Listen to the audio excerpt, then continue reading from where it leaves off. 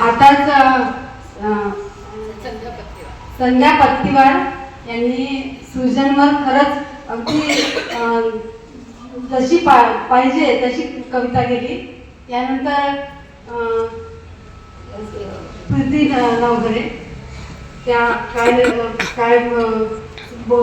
दाखवतात ती त्यांना माहिती. धन्यवाद. नमस्कार सर्वांना. मी सौ प्रीती प्रशांत नावघरे.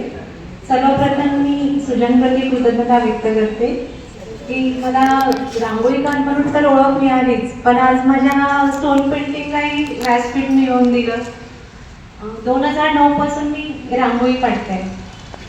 2020 पासून मी 157व्या भागापासून रांगोळी काढते. तर आता 200वा भाग म्हणजे 45 रांगोळ्या झाल्या.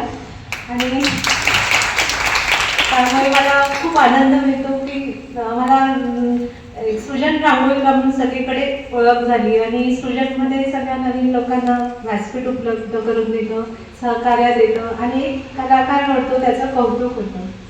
आणि आज मी तुम्हाला एक कविता ऐकवणार आहे कलेवर.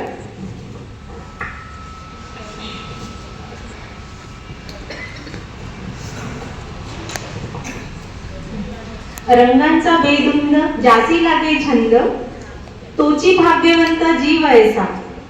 निसर्गाचा मेळा तो झाला रंग सोहळा, आयुष्याच्या वेळा जाई उजळून.